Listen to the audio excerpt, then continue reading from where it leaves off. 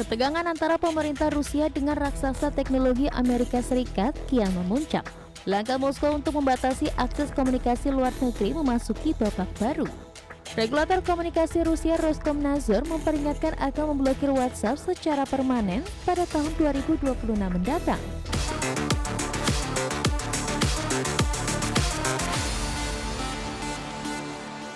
Masih bersama kami, pemirsa, ketegangan antara pemerintah Rusia dengan raksasa teknologi Amerika Serikat kian memuncak.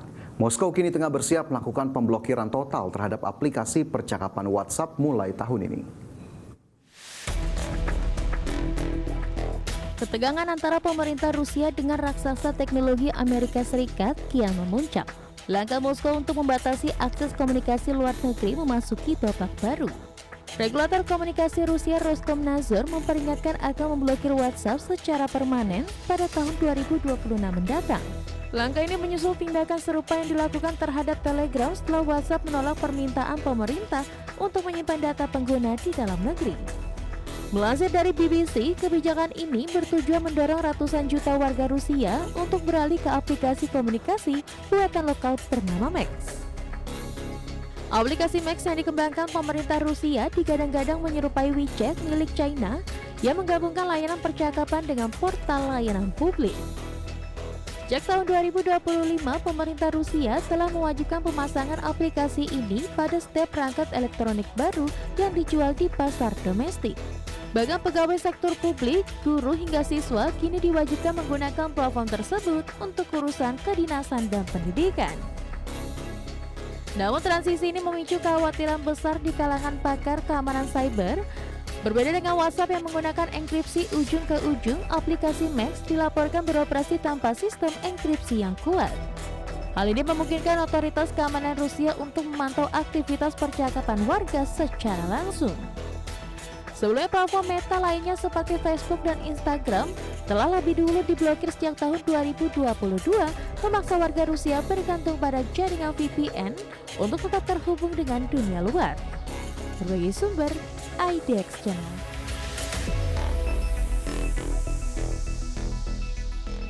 Raksasa otomotif Jerman Mercedes-Benz mencatatkan kinerja terburuknya sejak masa pandemi COVID-19.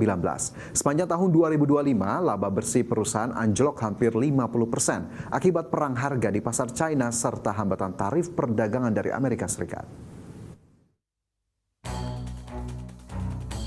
Mercedes-Benz resmi melaporkan laba bersih sebesar 5,3 miliar euro atau sekitar 106 triliun rupiah untuk tahun fiskal 2025. Raihan ini mencerminkan penurunan tajam hingga 49% jika dibandingkan dengan tahun sebelumnya. Melemahnya performa produsen mobil mewah ini dipicu oleh tekanan dari tiga sisi, yakni lesunya permintaan di Eropa, tingginya biaya investasi kendaraan listrik, serta perang harga yang sengit di pasar China. Di pasar otomotif terbesar dunia China, Mercedes harus menghadapi persaingan ketat dari produsen lokal seperti BYD dan Geely. Penjualan berdasarkan volume di China merosot 19% di level terendah sejak tahun 2016. Kondisi ini turut menyeret volume penjualan global Mercedes turun 10%. Selain faktor persaingan, kebijakan tarif impor dari Amerika Serikat terhadap mobil asing juga semakin mempersempit margin keuntungan perusahaan. Meski terpukul, CEO Mercedes-Benz Ola Källenius tetap optimistis dengan masa depan perusahaan.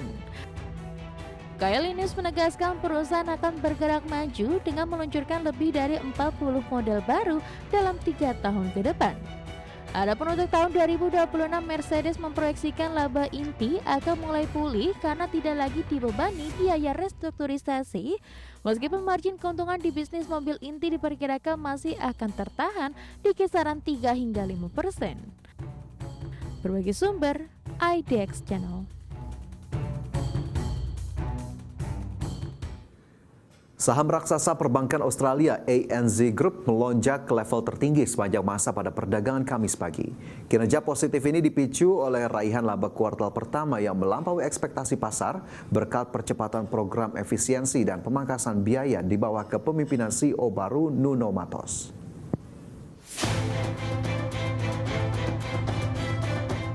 Saham raksasa perbankan Australia Ants Group melonjak ke level tertinggi sepanjang masa pada perdagangan Kamis pagi. Aksi beli masif melanda saham Ants Group setelah bank tersebut melaporkan laba tunai kuartal pertama sebesar 1,94 miliar dolar Australia. Angka ini mencerminkan kenaikan 17% dibandingkan rata-rata kuartalan semester kedua tahun lalu. Di bursa S&P, ASX 200, saham Ants sempat meroket hingga 7,9% ke level rekor 40,14 dolar Australia per saham. Capaian impresif ini tidak lepas dari agresivitas CEO Nuno Matos dalam menjalankan program produktivitas. Hingga akhir 2025, Ants telah merealisasikan 60% dari rencana pemutusan hubungan kerja terhadap 3.500 karyawan. Langkah restrukturisasi ini berhasil menurunkan beban operasional sebesar 8% pada kuartal berjalan, sekaligus menekan rasio cost to income ke level 49,5%. Adapun analis Citigroup menilai kejutan positif Ants terutama berasal dari realisasi biaya yang 3% lebih rendah dari perkiraan semula. Selain efisiensi, margin bunga bersih atau NIM Bank juga meningkat menjadi 1,56%, dibantu oleh perubahan komposisi penandaan yang cerdik. Dari sisi aset, kualitas kredit Ants tercatat tetap tangguh yang ditandai dengan penurunan angka tunggakan kredit pemilikan rumah di Australia. Keberhasilan ini memperkuat posisi Ants dalam menghadapi tantangan pemangkasan suku bunga bank sentral ke depan. Berbagai sumber IDX Channel. Besarnya tekanan terhadap industri kendaraan listrik menjadikan penjualan kendaraan listrik di dunia turun 3% secara tahunan di Januari 2026. Penjualan kendaraan listrik di awal tahun ini telah terdampak pelonggaran sejumlah regulasi di Uni Eropa dan China.